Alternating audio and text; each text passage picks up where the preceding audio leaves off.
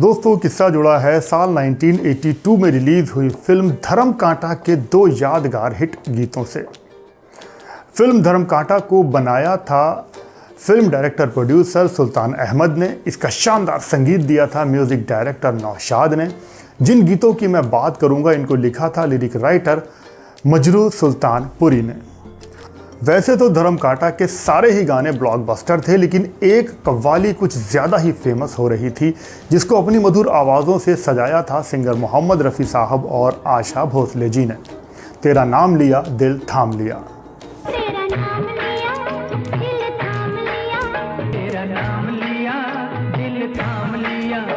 उस दौर की ये एक बहुत मशहूर कव्वाली बन गई थी और इस कव्वाली को उस दौर के एक फेमस शायर अब्दुल रब जोश ने भी सुना और वो ये कव्वाली सुनकर काफ़ी खफा नज़र आए और उन्होंने फिल्म के गीतकार मजरूह सुल्तानपुरी पर 50,000 का मुकदमा दायर कर दिया।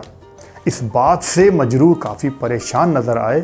उनका कहना था कि उनकी कोई गलती नहीं है, उन्होंने कुछ भी नहीं किया है। उधर शायर चौश का ये कहना था कि उन्होंने इस कव्वाली में उनकी पुरानी शायरी और शेरों से मुखड़े और अंतरे चुराए हैं और अपने इस गीत में इस कव्वाली में रखे हैं। लेकिन मजरूह सुल्तानपुरी बार बार यही कह रहे थे कि उनकी कोई गलती नहीं है। उनसे फिल्म के डायरेक्टर प्रोड्यूसर सुल्तान अहमद ने बहुत ज़ोर देकर कहा था कि इन लाइनों को अपनी इस कव्वाली में यूज़ करो। लेकिन बात आगे बढ़ती जा रही थी। फिर सुल्तान अहमद बीच में आए और समझौता हुआ और किसी तरह से वो केस रफा दफा हुआ और मजरूह सुल्तानपुरी साहब ने भी चैन की सांस ली, क्योंकि वो ऐसे काम कभी करते ही नहीं थे। लेकिन साहब ये कव्वाली बहुत बड़ी हिट हो गई थी। इस फिल्म का एक और गीत था जिसको अपनी मधुर आवाज़ से सजाया था आशा भोसले जी ने कि घुंघरू टूट गए। इसको भी लिखा था मजरूह सुल्तानपुरी साहब ने।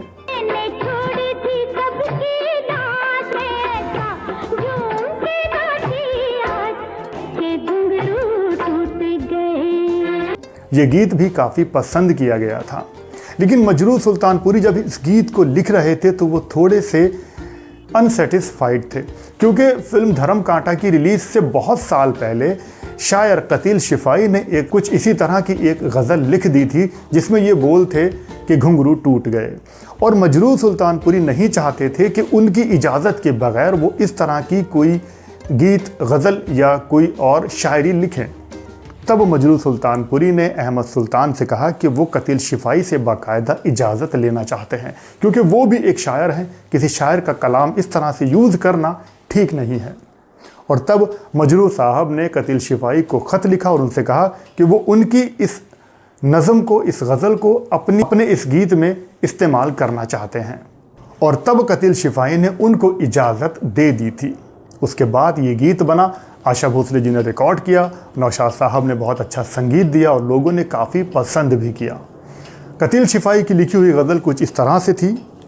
मुझे आई न जग से लाज, मैं इतना ज़ोर से नाची आज के घुंघरू टूट गए। ख़ास बात ये थी कि ये दोनों गीत एक्ट्रेस सिंगर सुलक्षणा पंडित पर फिल्माए गए थे और नौशाद साहब ये चाहते थे कि सुलक्षणा पंडित ही इन गीतों को अपने लिए गाएं। लेकिन वहीं सुल्तान अहमद का कहना था कि वो इन गीतों के लिए आशा भोसले को लेना चाहते हैं। थोड़ी सी बहस हो गई।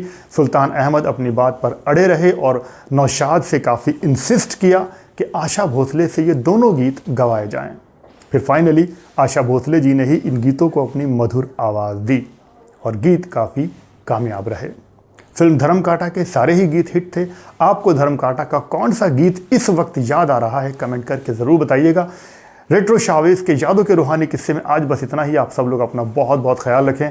वीडियो पसंद आया हो तो वीडियो को लाइक शेयर ज़रूर कर देना अपने दोस्तों के साथ। जय हिंद, जय भारत।